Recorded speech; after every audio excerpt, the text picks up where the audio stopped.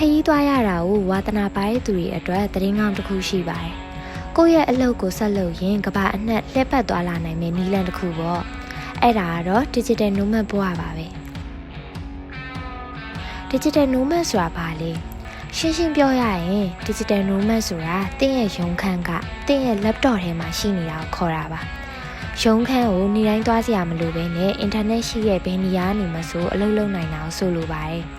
ကမ်းခြေတစ်ခုကနေလားဒါမှမဟုတ်တောင်ပေါ်မြူလေးကနေလားကော်ဖီဆိုင်လေးကနေလားသင်္ဆန္ဒအတိုင်းပါပဲမီးပညာကိုအသုံးပြုပြီးနေရာမရွေးအချိန်မရွေးအလုပ်လုပ်နိုင်တဲ့ပုံကိုယ်တွေကတော့ Digital Nomad တွေပါပဲ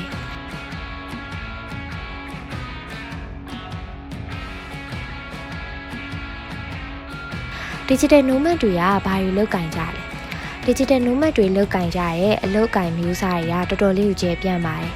အများစုကတော့ online ကနေလုပ်ကင်နိုင်တဲ့အလုပ်တွေဖြစ်ပြီးတော့တင်းရဲ့ laptop နဲ့ internet ချိတ်ဆက်မှုလေးရှိရုံနဲ့ကမ္ဘာဘယ်နေရာနေမှာဆိုလုပ်ကင်နိုင်ပါတယ်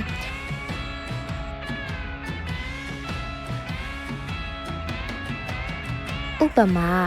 web developer, designer, content writer, editor, social media manager, graphic designer, online marketing specialist, virtual assistant, online teacher tutor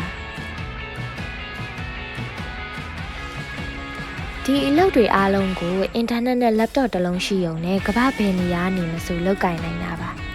ဒါဆိုသင်ရောခရီးသွားရင်အလုပ်လုပ်ရမယ် Digital Nomad ဘဝကိုစိတ်ဝင်စားမိလား